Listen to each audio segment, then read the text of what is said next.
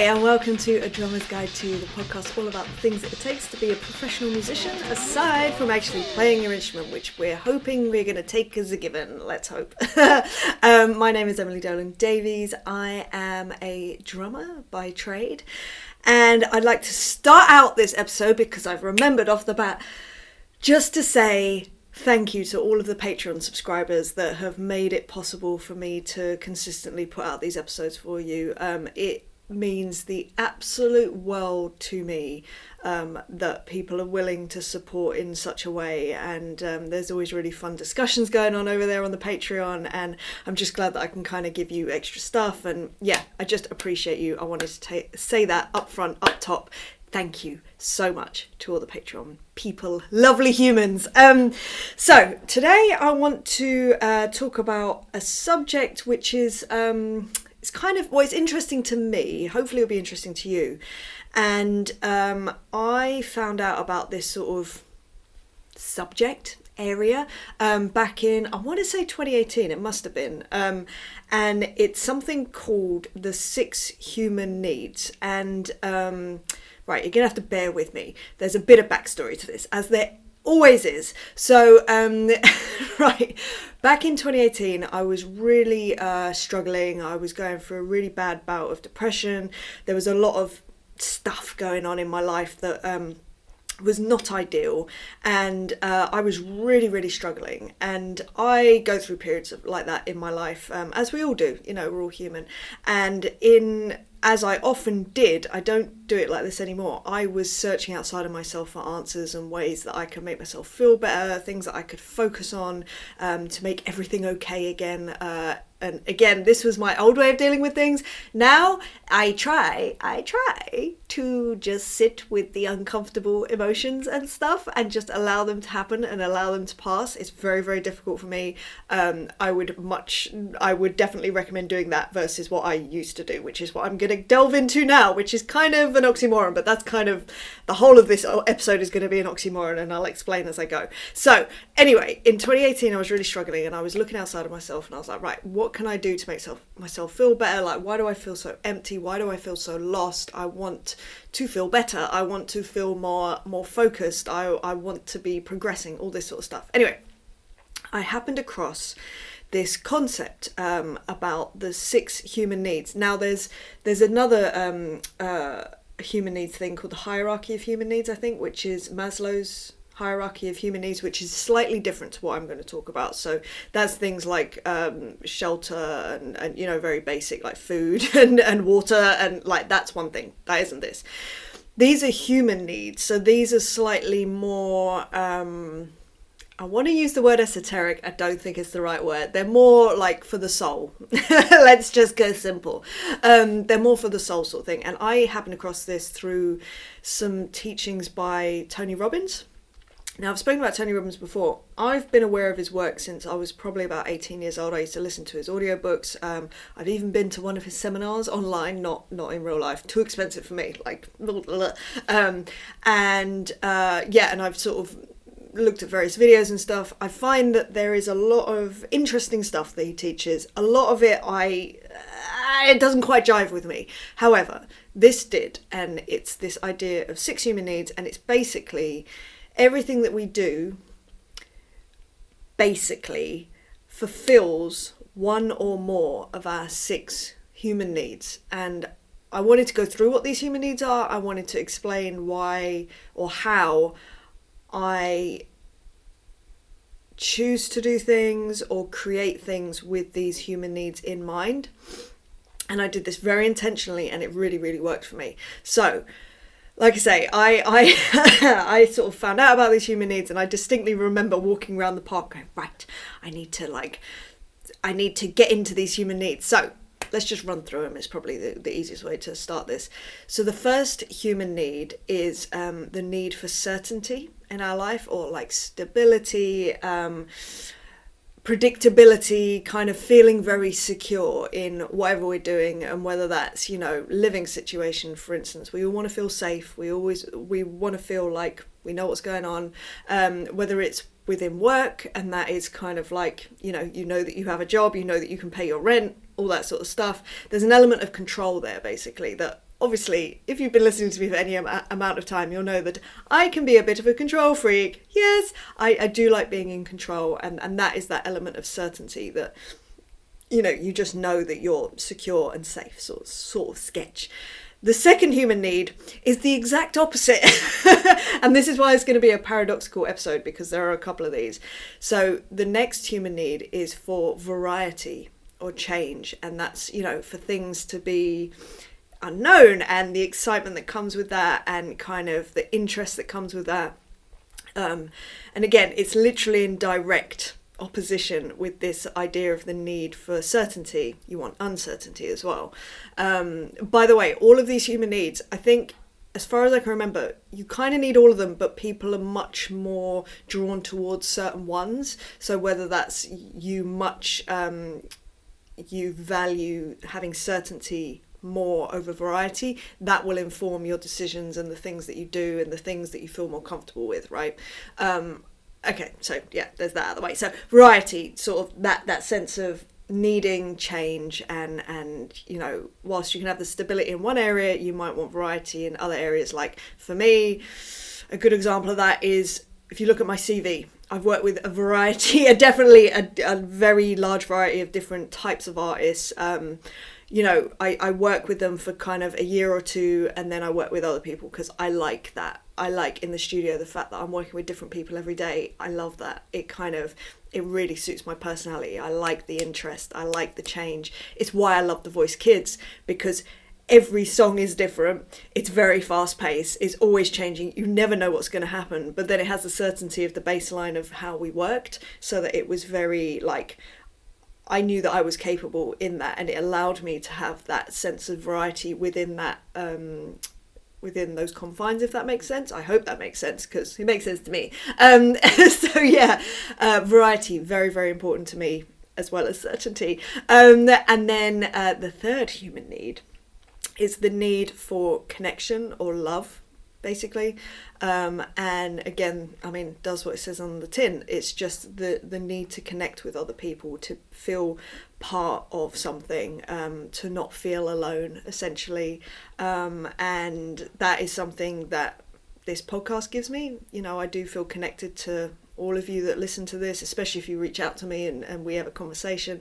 That sense of connection is so important to me. It's so important to me. That sense of connection is probably one of the things that informs most of my decisions. If it allows me to connect with more people, chances are I'm going to do it. Like, I'd say that's probably, well, apart from one other, which I'll explain about at the end, I'd say that is my most important need, is that need for connection. And I think it comes from, sorry, this is turning into a bit of a therapy session. I think it comes from the fact that when I was a kid, I did not feel connected to anyone. I felt very disconnected. I felt very alone. And I just never want anyone to feel like that. And I know that I was not the only one that felt like that as a kid growing up. I think we all have elements of that growing up. But I, therefore, as a woman of extremes, I've definitely gone to the extreme for sure. That's all right. I kind of know that about myself. So yeah, connection and love, very, very important. And again, that can come from an intimate relationship. That can come from like family relationships, friends, that sense of connection. It doesn't need to be as like broad as doing a podcast. It doesn't need to be that. It can be more intimate. It can be more one-on-one sort of sketch. Yeah, so that's connection and love. Now, in direct contrast with this is the need for significance and to feel significant and all that sort of sketch, and independent and all of that, which again is in direct conflict with this need for connection and love, because it is very difficult to feel significant whilst trying to connect with other people, because significance means to me that you're trying to set yourself apart from the group, you're trying to stand out. And again, there's nothing inherently wrong with any of these human needs, they are just human needs, but it's difficult when it kind of like, when they're in direct conflict with each other. Some of them can, well, I mean, they can all exist together, but it's very messy, should we say. So yeah, you know, of course I have a need for significance. Again, this podcast, I'm kind of like being the person going, hi, I'm saying stuff, do you want to listen? Like, at the end of it, as uncomfortable as it is for me to say that, it is me sort of going, like, setting myself apart. I don't like that. It makes me uncomfortable, but that is the situation. Like, the need for significance is not an important thing to me, but I recognise that it's a human need. It's just part of what we need. And, it's the same with me starting my business. Like, there is an element of feeling significant there. Like, I do feel proud that it's my business that I started and, and that I run, and that is really cool. Like, I like that. But again, it's in direct conflict with finding connection with people, because you're trying to go, I'm the one! But hey, we should all be what is it they say? Should all be the main characters in our story? Something like that. I don't know. As you can tell, the need for significance, quite low down on my list, but it's there. It is there. The fifth human need is a need for growth. So, again, does what it says on the tin, like this sense of always learning, always expanding our experience, just always growing, never being stagnant. And that's something I've never struggled with, can I say? I don't think so, at least. No, in fact, no, not since I was 11, I'd say, and started playing the drums, because that sense of growth was so compelling to me, and that the feeling of knowing that you're improving at something or gaining more knowledge about something. I'll be honest, I've only just realised this in this moment. I think I'm quite addicted to that sense of growth. I love it. I really love it. And although it's uncomfortable, and I've sort of relearnt this when I started doing boxing 4 months ago now, it's incredibly uncomfortable not knowing what you're doing, like literally going from zero. And, I don't like that. I don't like not knowing anything. I don't like being the worst person in the room, as it were, like the least experienced. I find that incredibly hard, like nigh on impossible, and it's probably stopped me from starting a lot of stuff that I'd like to. And maybe that's a lesson for myself, that I need to actually lean into that more. I've already got a couple of things on my list that I want to try. I can't try them till later on in the year, but I think I'm going to tell you now, because why not? I want to try tap dancing because I've always wanted to since I was a kid. I remember being like on the kitchen floor and just tapping my feet and thinking that's the coolest thing ever. Then I started learning about the fact that a lot of drummers, there's a through line with tap dancing. Like Steve Gadd used to tap dance, for instance. I think Buddy Rich might have as well. And there is definitely a through line with drummers. I have a friend, Kim, she does tap dancing as well. So, and she's a drummer as well. So yeah, that's one of the things. And then the other day, my sister sent me a picture of her friend's sister who has just started, or not just started doing, she has been doing Japanese sword fighting. Didn't know that was a thing. Didn't know that's something I wanted to do. I think I want to do that. It looks fascinating to me. So anyway, but again, it's this idea of growth. I really like growing. I like learning. I like pushing my boundaries, and whether that's physically, whether that's mentally, it's the reason that I read so many books that I do, listen to so many podcasts that I do. I love information. I love delving in, and sometimes, yes, it does ruin the magic of kind of not knowing. There is a beauty in ignorance, and let's say putting in the context of seeing a magic show, for instance. No, do you know what I love? I love mentalism. I find that fascinating. For instance, like Derren Brown, that kind of thing. I love that. It fascinates me because there's a psychological element, obviously, and I love it. I'm compelled. I've always wanted to learn it, but at the same time, I don't want to ruin the magic of it. So I always have stopped myself, because it's like, no, let there be magic in life. Please let there. So that is my magic. It's literal magic. But yeah, so there's that. But then equally, I'm learning. I'm doing a psychology degree. So anyway, growth. Growth is very, very important. And now that I'm thinking about it, maybe is growth more important than connection to me? No, it's not. No, it's not. But it's up there. It's very, very close.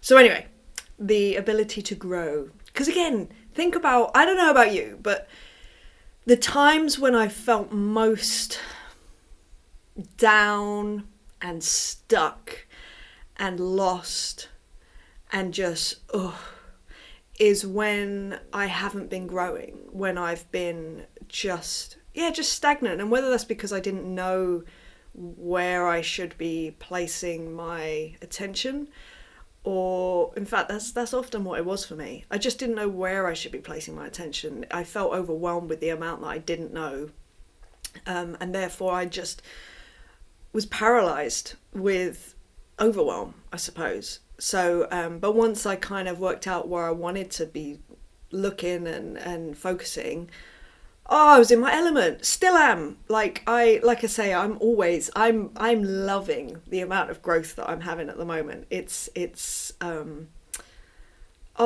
so much fun. It's so much fun. Just, again, like I say, the boxing thing, I'm making new friends from that as well. So that growth in kind of my friendship circle is kind of fun.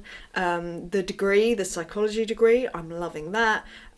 Even the growth that I have through doing this podcast for you guys, like just the growth, and it's minimal really. Well, it feels like it at least, is kind of just being more and more comfortable chatting on camera, being open, being vulnerable. That is growth to me. Oh, therapy as well. Growth. Oh my God. The most growth. The best growth ever. Would highly recommend. Would highly recommend to anyone. So anyway, that is kind of number 5 at least. A growth element. Now, the 6th human need is a super interesting one. And that is the idea of contribution. And this can be contribution within it's basically a contribution to a community of people. Now, this can be a community that might be, say you go to church. You could contribute by being part of that community and contribute to that world. For me personally, contributing to the world of musicians and drummers, that gives me great joy. Like, I can't even tell you. Or maybe it's contributing to your family unit or your friend circle or whatever else. Now, what's interesting about this one, number 6, is that it actually hits on the other 5 often. So let's think about this. So contribution, right? Certainty. You are certain that you can actually contribute to this group or whatever. Variety, it's always changing. Like, for instance, I'm gonna tell you about, I'm gonna put in the context of this podcast, because it's very meta. I hate using that word now because I feel like what's his face has just ruined the word of meta. It's like, oh no, I don't mean it in the sense of Facebook. I mean it in the sense of, like, it's very meta. But anyway, so in terms of this podcast, right, to me, this is a source of contribution to the music community. And here's how it hits those other 5. So for me, the certainty, I do this every week. There is certainty that I can put this out and can help people, that I know I can do it. There is obviously an element of scheduling that I do it every week, whether it's releasing or recording every week, whatever else. The variety for me, it's brilliant because I know that I can do different subjects which might connect with people or not, and that's fine. Just knowing that there's variety within the certainty, if that makes any sense to you. I hope that it does. And it can different things can come from it, and who knows what might come from it. I love that. In terms of connection with people, I'd like to think that I'm connecting with you right now. It's certainly my intention, but from the feedback that I get from this podcast and, the messages that I get, the fact that people are on the Patreon, I know that it connects with people, and that is so important to me. The most common comment that I get is that people saying, I don't feel as alone and all that sort of stuff, which is just everything to me. Like, just for people to know that they're not the only ones going through stuff, and that I have or am going through stuff also, and we're all in this together. That is my number 1 goal for this podcast, really, seriously. It's just, I just don't ever look, I've been in that spot where I have literally, I'm thinking of very specific moments where I've just been by myself in a room, usually on my bed, and just feeling like I am the only one going through this. I cannot speak to anyone. I can't reach out to anyone. And at that time, there were no podcasts to listen to kind of like give me some reassurance that this is just part of the process. I'm telling you now, if you're in that spot, it is part of the process. Reach out to people and you will be shocked at how people will respond in a way of like, yeah, I've been through that too, or I'm going through that too, I felt like that, like here's what I did. Or not, maybe they'll just be like, look, I haven't been through that, but I'm here. Connection is so important to me. I'm gonna always say it, always. So there's that. Obviously, connection is the biggest one with this podcast for me, and showing people love as well, because I love you all very dearly. You have no idea, almost irrationally. And then in terms of significance, again, it's awkward for me, but look, I'm the host of a podcast. Okay, yeah, that makes me feel a little bit significant. It makes me uncomfortable, but it is, it's part of it. If I could do this anonymously, I think I would, if I'm honest. I often have conversations with people about the power of anonymity and giving that up potentially, which I don't believe I have. Obviously, within the drum community and the music community, I know a few people, and that's great. I love it. I feel safe. I feel happy. It's really nice that I'm able to do that. But I think if it ever went any wider than that, I would struggle very much. And I know that because of, in fact, I don't think I've ever said this. So maybe I have, and maybe not. Maybe in a different way. So with The Darkness, when I was playing with The Darkness, that was my first experience of being recognised outside of the music community, and I found it very scary, very scary. And this idea of like having to give up my choice of anonymity, I think that's it, it's choice for me, very important. It was one very specific moment that happened, and I was so freaked out, and I didn't know how to handle it at all, and I didn't like it, and I didn't feel safe at all. I was like, oh no, I don't like this. Like, anonymity is very, very important to me. Therefore, the significance thing, I think it's necessary. And within the music community, I'm more than happy to feel like I have some sort of significance. That's kind of okay. I can handle that. But past that, oh my God, no, thank you.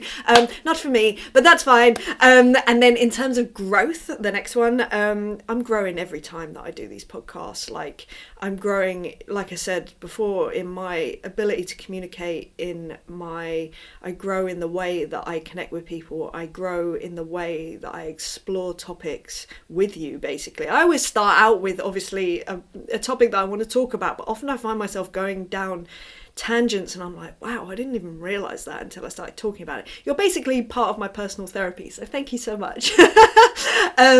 So yeah, I'm always growing when it comes to this, even if it's, say, in a way of challenging my own thoughts and feelings about stuff. And that can be something as simple as, for instance, before recording this episode, I was sat on my couch over there and I was just like, oh my gosh, I'm not feeling this right now. And I was like, yeah, sorry, this is me talking to myself, the two sides of myself. I'm a Gemini, I talk to myself a lot, there's multiple sides to me. And I was just like, okay, yeah, you're not feeling great, but you're not feeling like sick or terrible or like really down or anything. It's just a bit of a pushback, a bit of a friction point. So let's just see, maybe if you just start doing it, maybe it'll all start flowing and maybe it will be all right. Like, let's just see. And you know what? It's fine. I need the loo right now. I need to have a wee. But apart from that, I'm feeling good. Like, it's really, it's funny how you can kind of just break those preconceived ideas where I could have just gone, I'll leave it for today. I'll do it another day. I went instead, well, let's just challenge this and see how we go. So there we go, growth. It literally happened today. It happens every day with these podcast episodes. It really does. So, like I say, this podcast alone hits all of those points.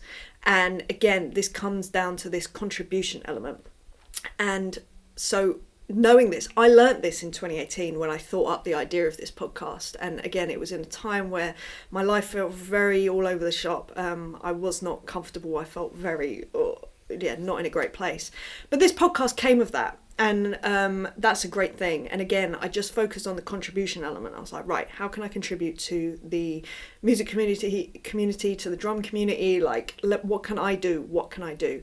So now, just sort of like, hopefully it's given you some insight into the human needs that, again, I think are so interesting. And I try to put this, everything that I do, I try to put through this filter. So I'll give you a really, really quick rundown of how the different elements of my business life essentially hit these different needs. So for instance, I've gone through the podcast one. That kind of hits everything pretty brilliantly. So with the remote recording, that is one that hits most of them, if not all of them actually, I think. So in terms of certainty, like, I know that I can do this job.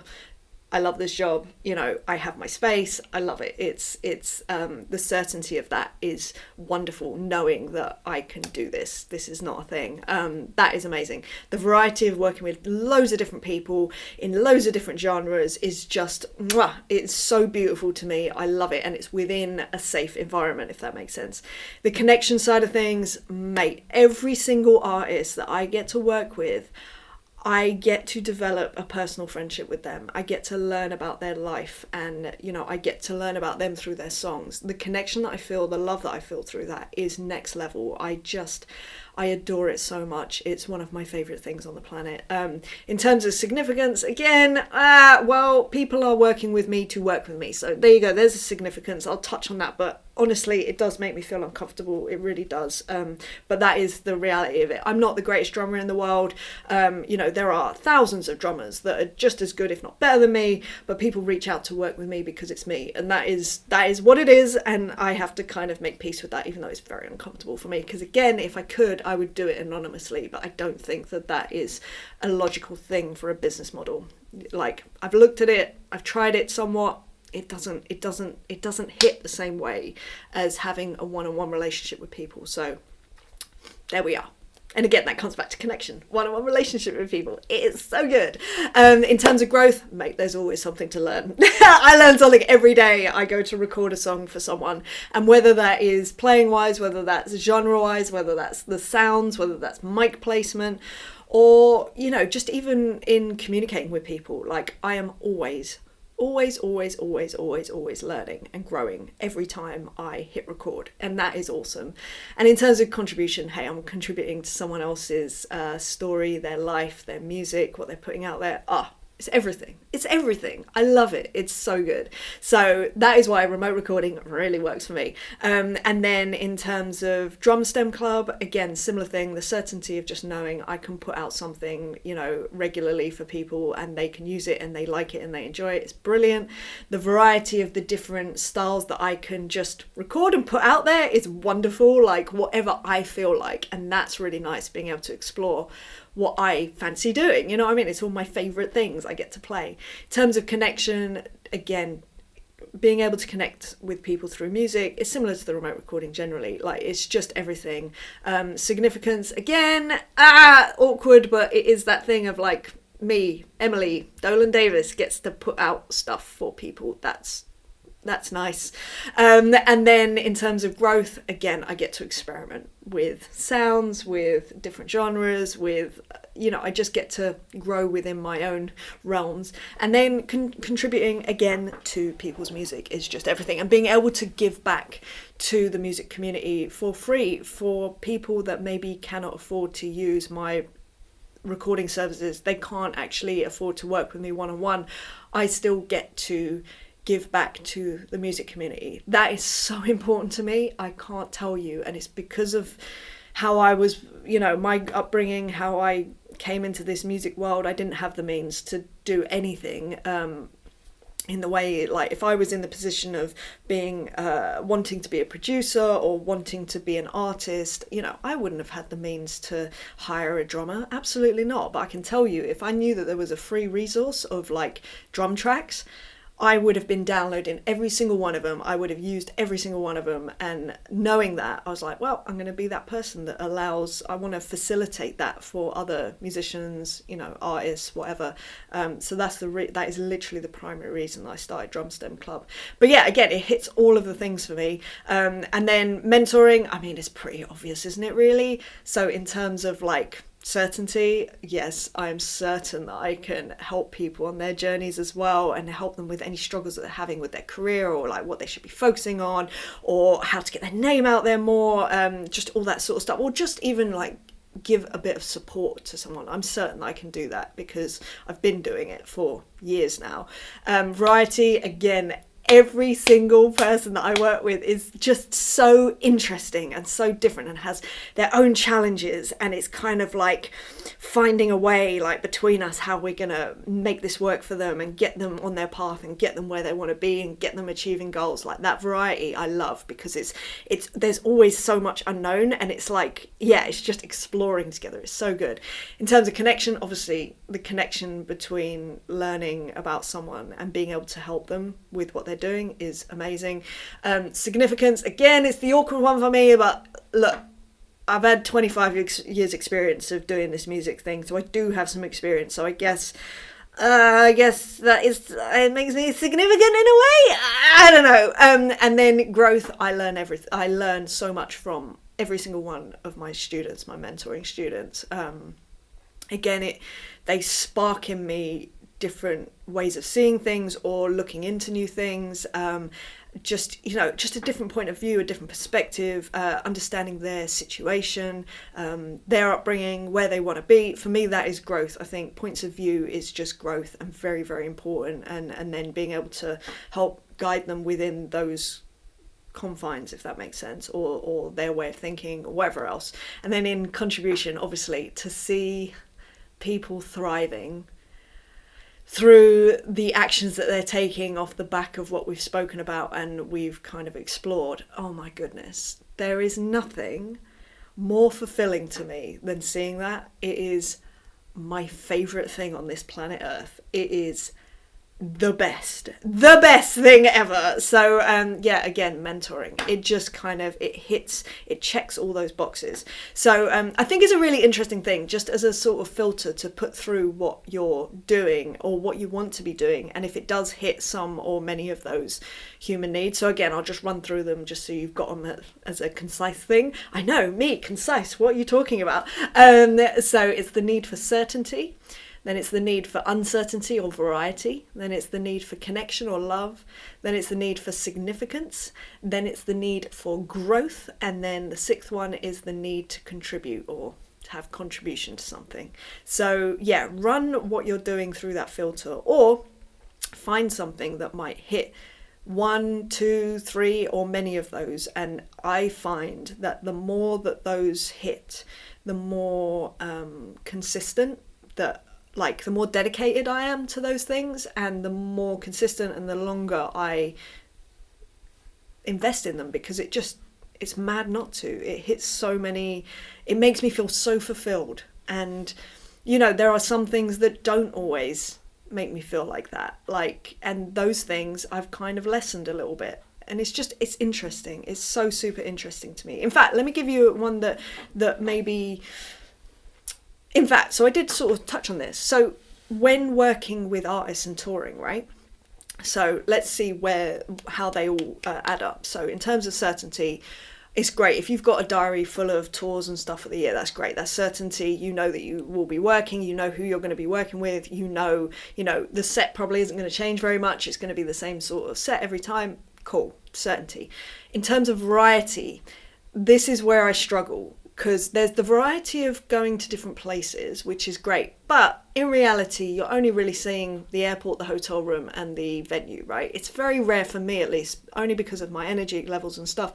I rarely get outside of those confines, because to me, doing my job is the most important thing, and I need to be rested for that. So I usually stick within the sort of area of the venue, right? Also, as I said before, the certainty of playing the same set every night is very good, but the lack of variety of playing the same set every night is difficult for me. It's very difficult.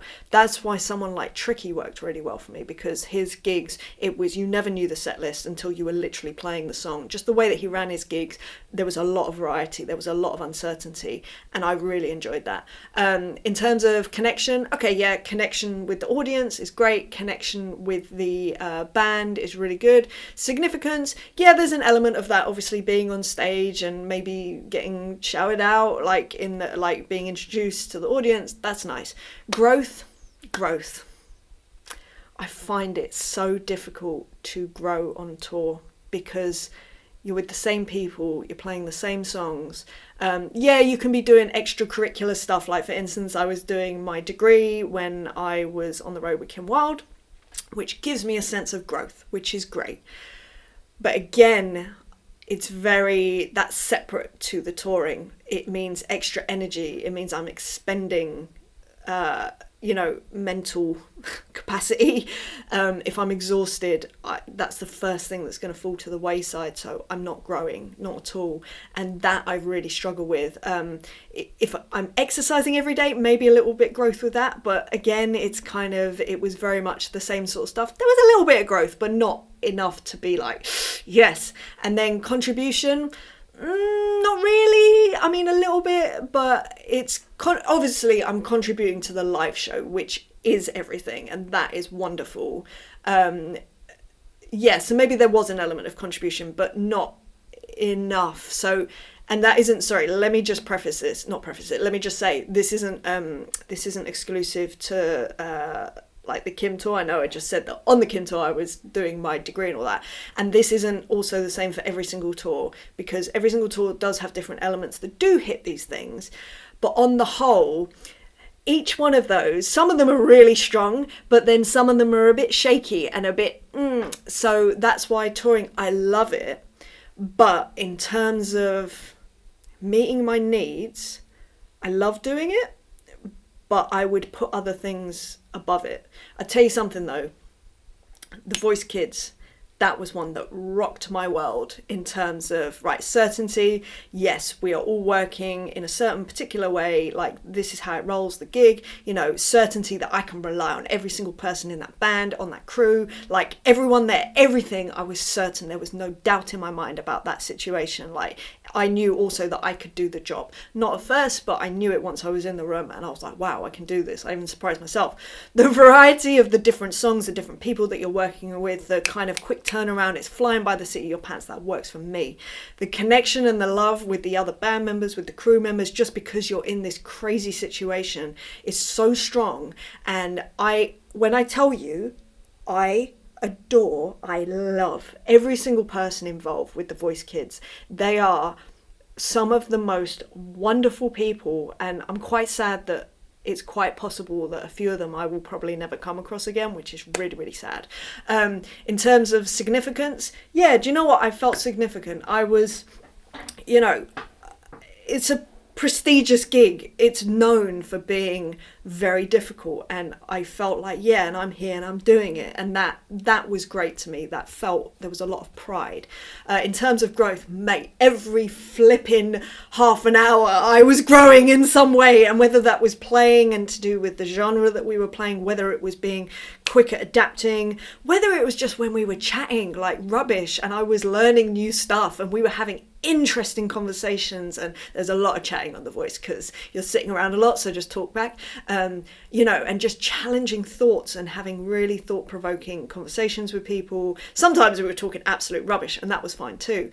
And then in terms of contribution, you really feel like you are contributing to that world, and everything that you do is kind of, it does mean something, and it's appreciated, and it is a community and a family. Like, I can't explain to you how much it feels like that. It's just like, oh, so good. So yeah, it's not, like I say, every gig is different, every tour is different, every situation is different, but I think it's worth bearing in mind these kind of different points to hit. And if you can create more variety within a situation to fulfill that need a little bit, and as I say, there will be some needs that stick out to you more, of like more important than others, but yeah, I just think it's a really interesting framework to kind of work from in terms of when you're doing anything in life. And I think the more of those things that you hit, the more you're going to commit to that thing, or do more of it, just feel more fulfilled, you know? So anyway, I hope that this helps you in some way. If you've enjoyed this episode, then please do feel free to like, share and subscribe. That's if you're watching on YouTube, or on the podcast, listening on the podcast platform of what there are many. Sorry, now not speaking English. Also, if you wouldn't mind leaving a review if you're listening on any good podcasting platforms, I would really appreciate that, just to get this out to as many people as we can, so that we can have even more connection and love with people, and just create a bit of even more of a community. There's already a massive community, to be fair. And then if you'd like to go the extra mile, you can by joining the Patreon. If you go to patreon.com/Emily Drums, that's patreon.com/Emily Drums. And then if you would like to find out any of the other random things I do, many of which I've spoken about today actually, you can go to emilydrums.com. That's emilydrums.com. Anyway, I'm going to love you. I'm going to leave you. I hope you're well. I hope you have a lovely day wherever you are, whatever you're up to. And I will see you next time for another subject. All right. See you later, taters. Bye.